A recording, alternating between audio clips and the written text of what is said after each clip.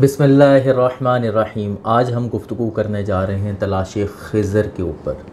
एक बात हमेशा याद रखिए कि तलाश खिज़र का ज़िक्र तो आपको बहुत मिलेगा, लेकिन उससे कबल जिस चीज़ की ज़रूरत है, जिस चीज़ का सफ़र हर इंसान को तय करना है, वो औसाफ़ खिज़र हैं जो हमें कुरान और सुन्नत की रोशनी में मिलते हैं।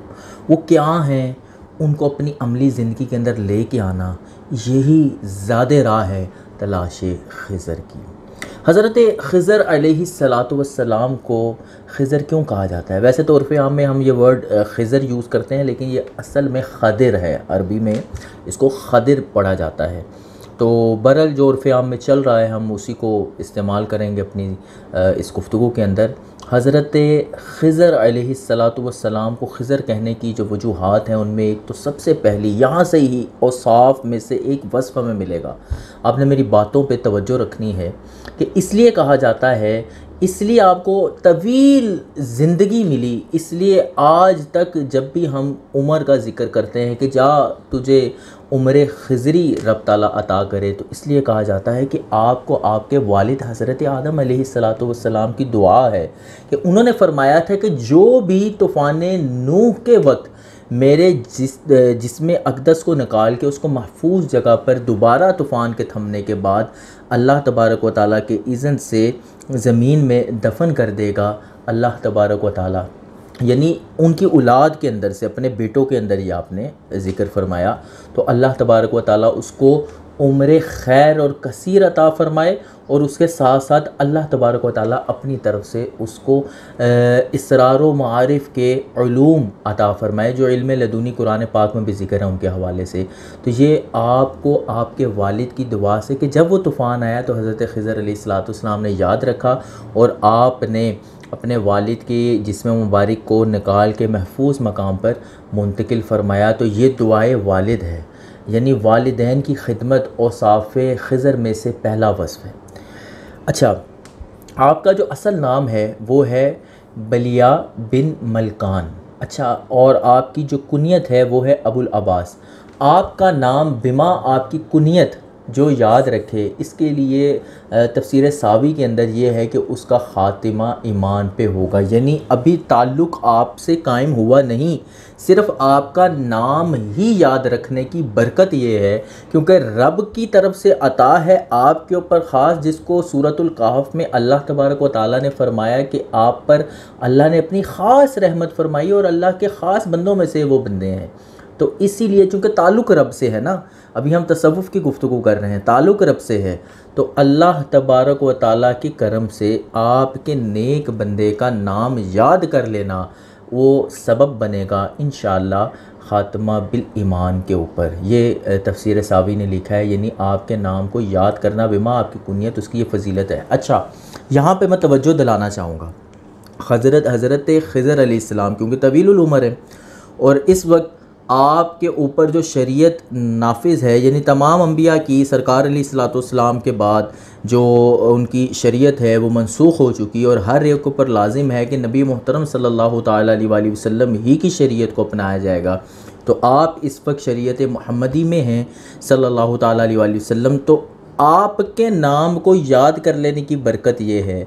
तो अगर हम नबी मोहतरम सल्लल्लाहु ताला अलैहि वसल्लम के नाम को बिमा आपकी कुनियत याद कर लें तो उसकी क्या क्या बरकतें होंगी। तो आज हम हज़रत खिज़र अलैहिस्सलातु वस्सलाम के ज़िक्र की बरकत से, वैसे तो सबको याद है लेकिन एक दफ़ा रवाइज़ कर लेते हैं, नबी मोहतरम सल्लल्लाहु ताला अलैहि वसल्लम की कुनियत और आपका नाम बिमा वल्दियत। अबुल कासिम आपकी कुनियत है और मोहम्मद सल्लल्लाहु ताला अलैहि वसल्लम आपका नाम जो ज़मीन पे लिया जाता है, और आसमानों पे आपका नाम अहमद और बिन अब्दुल्ला, अबुल कासिम मोहम्मद बिन अब्दुल्ला अलैहिमुस्सलातु वस्सलाम। ये हर वक्त हर मुसलमान के ज़हन में ये नाम महफूज होना चाहिए, याद होना चाहिए। वैसे तो हमें अल्हम्दुलिल्लाह याद है, हमारी रूहों में हर जगह जिस्मो जान का हिस्सा है, लेकिन हमने एक दफ़ा इसकी रिवीजन कर ली। तो अगर हज़रत खिज़र अलैहिस्सलाम के नाम की बरकत ये है, तो आप अपने नबी जो कि अम्बिया के भी इमाम हैं, उनके नाम की बरकत क्या होगी कि उनके नाम की बरकत से हज़रत आदम अलैहिस्सलातु वस्सलाम की दुआ जो है, उनकी तौबा जो है वो कबूल हुई। और ये जो इनको बरकतें हासिल हैं वो हज़रत आदम अलैहिस्सलाम की दुआ से हैं। तो रब्त मेरा ख़्याल अब आपको समझ आ चुका होगा। अच्छा, अब हम वापस आते हैं अपनी गुफ्तगू की तरफ। आप अलैहिस्सलातु वस्सलाम की तलाश से कबर हम ज़िक्र कर रहे हैं औसाफ का।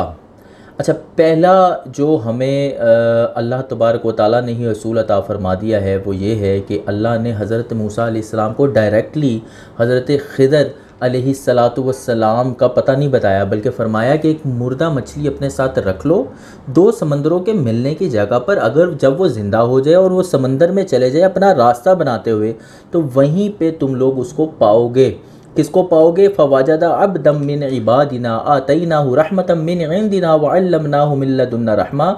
बस तुम दोनों, यानी आप हज़रत मूसा अलैहिस्सलाम और आपके भाई भी आपके साथ थे, यूशे बिन नून अलैहिस्सलातु वस्सलाम, आप दोनों पा लेंगे मेरे बंदों में से ख़ास बंदे को, और वो बंदा ऐसा होगा कि उसके ऊपर रहमत है रब की, और अल्लाह तबारक व तआला ने उसको अपने पास से इल्म लदूनी अता फ़रमाया है। तो ऐसे बंदे को आप पालोगे। तो अल्लाह ने पहला ही हम लोगों को एक असूल बता दिया कि खिज़र अलैहिस्सलातु वस्सलाम के मुलाकात के लिए तलाश खिज़र ज़रूरी है। और तलाश खिज़र से कबल अक्सर लोग जो चीज़ को भूल जाते हैं उसको हम यहाँ ज़िक्र कर रहे हैं, वो है औसाफ़ खिज़र। तो हमें तलाश खिज़र से कबल औसाफ़ खिज़र को अपनाना होगा। तसव्वुफ़ की राहों में आने से कबल तसव्वुफ़ के असूलों को अपनाना होगा। तो चूँकि रिजालुल गैब के इमाम भी हैं इमाम हज़रत खिज़र अलैहिस्सलातु वस्सलाम, तो हमें उनके औसाफ़ को अपनाना पड़ेगा। अच्छा, ये क्यों अपनाना पड़ेगा? ये मेरी बात को मैं अपनी दलील के साथ साबित भी कर देता हूँ। इब्न अरबी रहमतुल्लाह ताला अलैह, इनको ख़रका मिला हज़रत खिज़र अलैहिस्सलातु वस्सलाम से। तो आपकी ज़िंदगी को अगर देखा जाए तो बाकमाल। हज़रत मौलाना जलालुद्दीन रूमी रहमतुल्लाह ताला अलैह, आपकी मुलाकात हज़रत खिज़र अलैहिस्सलातु वस्सलाम से, आपकी ज़िंदगी बाकमाल। हज़ूर गौसे आज़म रज़ियल्लाहु ताला अन्हु की मुलाकात हज़रत खिज़र अलैहिस्सलातु वस्सलाम से, आपकी ज़िंदगी बाकमाल। उनके अंदर औसाफ़ खिज़र नज़र आते हैं। अब औसाफ़ खिज़र में क्या क्या है? कई बुज़ुर्गान दीन हैं, उनकी तवील फ़हरिस्त आज भी मिलते हैं, बल्कि आम लोगों को भी उनकी ज़िंदगी को हल करने के लिए हज़रत खिज़र अलैहिस्सलातु वस्सलाम मिलते हैं, मुलाकात होती है, लेकिन पता नहीं चलता। लाजिम नहीं है कि पता चले कि ये हज़रत खिज़र अलैहिस्सलातु वस्सलाम हैं या नहीं, बल्कि सरकार अलैहिस्सलातु वस्सलाम का जब विसाल मुबारका हुआ तो उसमें भी आप तशरीफ़ लाए, और हज़रत मौला अली शेर खुदा करमल्लाहु ताला वजहुल करीम की रवायत से पता चलता है कि आपने उनको देख के पहचान भी लिया, और हज़रत खिज़र अलैहिस्सलाम ने आंसू भी बहाए सरकार अलैहिस्सलातु वस्सलाम के फ़राक़ में। तो हज़रत खिज़र अलैहिस्सलातु वस्सलाम आम लोगों को भी मिलते हैं, मुलाकात होती है, कईयों की मदद करते हैं। जो हम 3 वाक़ियात हज़रत मूसा अलैहिस्सलाम वाले भी सूरतुल कहफ़ पढ़िएगा, लाज़मी पढ़िएगा, उसके अंदर वाक़ियात कोई अच्छी तफ़सीर के अंदर पढ़िएगा, तो उसके अंदर भी आम लोगों की ही मदद कर रहे हैं, तो वो करते हैं। लेकिन आप अगर तसव्वुफ़ की राहों में चल के उनको मिलना चाहते हैं, उनसे इल्म बातिनियाँ हासिल करना चाहते हैं जो रब ताला ने उनको अता किए हैं, तो उसके लिए आपको औसाफ़ को अपनाना लाजिम है, जैसा कि मैंने बुज़ुर्गों का ज़िक्र कर दिया। आपके जो औसाफ़ हैं उनमें से पहला वस्फ़ हमें मिला वालिदैन की खिदमत। नंबर 2, हम सूरतुल कहफ़ भी मैंने कहा पढ़ें, उसके अंदर तीनों वाक़ियात को उठा के देख लें, उसके अंदर खिदमत खल्क़ मिलेगी, बग़ैर किसी मुआवज़े के, बग़ैर किसी इस गर्ज़ के कि मुझे इसके इवज़ कुछ ना कुछ दिया जाए। हज़रत मूसा अलैहिस्सलाम ने इस तरफ तवज्जो दिलाई कि आप दीवार की जो आपने तामीर की है उसकी आप उजरत ले सकते थे, लेकिन आपने नहीं ली, यानी प्योरली खिदमत खल्क़। नंबर 3, अगर आपको कोई आला मनसब मिला है, चाहे वो मुल्की लेवल के ऊपर मिला है या अवामी लेवल पे मिला है या घर के अंदर आप सरबराह हैं, तो हर एक की खैर खाई करना, उसको नुकसान से बचाना। आप तीनों वाक़ियात उठा के देख लें। ज़ालिम हुक्मरान के अगेंस्ट अपनी जो आपके मातहत लोग हैं उनको बचाना, किश्ती वाला वाक़िया उठा के देख लें। अगर किसी के माली मामलात या माशी मामलात ख़राब हैं, उसको उसके नुकसान से बचा के उसके लिए अच्छी सूरत या नेमुल बदल उसके लिए बना देना। दीवार वाला वाक़या उठा के देख लें, ये ज़रूरी नहीं है, वो एग्ज़ाम्पल सिर्फ इसलिए नहीं है कि जनाब वो दीवार सीधी कर दें या किसी के लिए फ़लाई इदारा खोल दें। ये हमारे हुक्मरानों को भी आप 3 चीज़ें मिलती हैं, सियासी बसीरत मिलती है, मजहबी बसीरत मिलती है और माशी बसीरत मिलती है। तो और इन तीनों के अंदर खिदमत खल्क है। तो आपने हुक्मरानों को भी बता दिया कि भाई जालिम के अगेंस्ट आवाज़ उठाओ और लोगों को नुकसान से बचाओ। अगर माशी मामलात के ऊपर लोग परेशान हैं तो उनकी मदद करो, उनके लिए बेहतरीन ज़रिया माश बनाओ, उनको बेरोज़गार ना छोड़ो और ऐसे मौके पैदा ना करो मुल्क के अंदर कि वहाँ पे लूट मार का सिलसिला शुरू हो जाए। अल्लाह ताला हमारे मुल्क पाकिस्तान के हालात बेहतर करे। तो हमारे हुक्मरानों को भी सोचना चाहिए कि जो अच्छे मजहबी लीडर हैं, जो जिनका ज़िक्र हमें कुरान में मिलता है, उन्होंने आवाम के लिए क्या कार खैर किया। और मजहबी लोगों के अंदर माशाल्लाह बहुत से अच्छे लोग हैं जो दीन का अच्छे तरीके से काम अदा कर रहे हैं, तो वो अल्हम्दुलिल्लाह है। तो इन चीज़ों को अपना के हमें तलाश खिज़र करनी चाहिए, जिसमें नुमाया चीज़ जो नज़र आ रही है वो खिदमत खल्क है। रहमत का ज़िक्र अल्लाह ने भी, हमने आयत पढ़ी, अल्लाह ने ज़िक्र किया है कि अल्लाह ने उनको रहमत अता की है। तो रहमत जहाँ पे भी होगी वो लोगों की खैर खाई ही की तरफ तवज्जो इंसान की दिलाएगी। और दूसरा इल्म की तलाश हर वक्त करते रहना चाहिए कि मौलाना मीरा हुसैन ज़ंजानी रहमतुल्लाह ताला अलैह फरमाते हैं कि जाहिल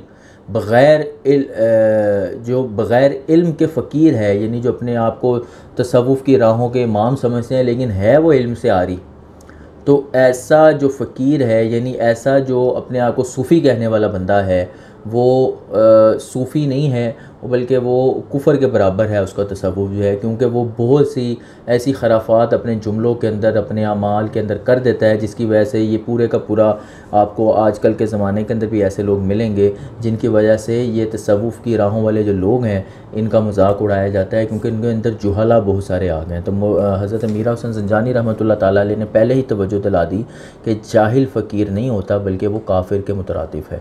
तो अल्लाह ताला हमें बचा के रखे और इल्म हासिल करने की तरफ तवज्जो रखे। रब ने ये दुआ भी बड़ी प्यारी कुरान में इरशाद फरमा दी, रब्बी ज़िदनी इल्मन। तो हमें ये भी मांगते रहना चाहिए, इल्म की कश करते रहना चाहिए, लोग की खैर खाई करते रहना चाहिए, फिर हम तलाश खिज़र के अंदर निकलें तो इंशाअल्लाह अल्लाह के हुक्म से हमें इसके अंदर कामयाबी भी होगी। इसके अलावा मैं आपको एक वजीफ़ा भी यहाँ पर बता देता हूँ कि आखिरी 10 कुरान पाक की आयात यानी सूरतुल फ़ील से अगर हम शुरू करें तो 10 रकात के अंदर 10 नवाफिल यानी 2-2 करके हमने पढ़ने हैं। तो 10 आखिरी सूरतें जो हैं उनको कुरान पाक की आखिरी 10 सूरतें जो सूरतुल फ़ील से होगी 10 रकतों के अंदर यानी 2-2 रकत नफल पढ़ते जाएं। सूरतुल फ़ील से शुरू करें, फिर उससे अगली सूरत, फिर उससे अगली सूरत और आखिरी रकत में सूरतुन नास। इसको अपना मामूल बनाएं तो और रब ताला से ये नियत करके नमाज़ पढ़ें कि अल्लाह नमाज तेरे वास्ते और इस इरादे से कि मैं तेरी राह के अंदर जो तूने एक अज़ीम बंदा आज भी अपने करम से उसको हयाते कसीर और खैर अता फ़रमाई है, उसकी मैं सोहबत इख्तियार करना चाहता हूँ ताकि जो बातनी उलूम है वो मैं सीख सकूँ। तो इस नीयत से इस नमाज़ को अदा कीजिए। नमाज अल्लाह ताला के लिए है और रब से ही इस चीज़ की दुआ करनी है। तो इंशाअल्लाह इसको अपना मामूल बनाइए, अल्लाह तबारक व तआला करम फरमाएगा। जब भी अभी आगे हज का मौसम भी आ रहा है, हज के अय्याम भी आ रहे हैं, तो हज पे जब जाएँ तो कोशिश करें कि मज़ाब रहमत जो है उसके नीचे फ़जर की नमाज़ अदा करें। कि सूफिया ये कहते हैं कि आप मज़ाब रहमत के नीचे फ़जर की नमाज़ अक्सर अदा करते हैं, तो हो सकता है वहाँ मुलाकात हो जाए और अल्लाह तबारक व तआला हम सब को अपना कुर्ब अता फ़रमाए। ये सारी कष्ट जो होती है जो इंसान करता है वो अल्लाह तबारक व तआला का कुर्ब पाने के लिए, वलायत के दर्जात को हासिल करने के लिए, रूहानी अपनी जो पावर्स हैं उनको बढ़ाने के लिए। पावर क्या होती है? रब से ताल्लुक़ कोई पावर कह देते हैं लोग। तो इस ताल्लुक़ को मज़ीद मजबूत करने के लिए इंसान ये सारे मामलात कर रहा होता है। और अगर वो किसी ऐसे पीर ऐसे रहनुमा की सोहबत में रह के हो जाए कि जिसको अल्लाह तबारक व तआला ने अपने ख़ास बंदों में से बंदा फरमाया है, तो क्या कहने। अल्लाह ताला हमें अपने जनाब से गैर की मोहताजी, अल्लाह तबारक व तआला हमें गैर की मोहताजी से बचाए, और अल्लाह तबारक व तआला हमें अपने नेक बंदों में कि जिनके ऊपर अल्लाह तबारक व तआला ने इनाम फरमाया उनमें शामिल फरमाया। अस्सलामु अलैकुम व रहमतुल्लाह।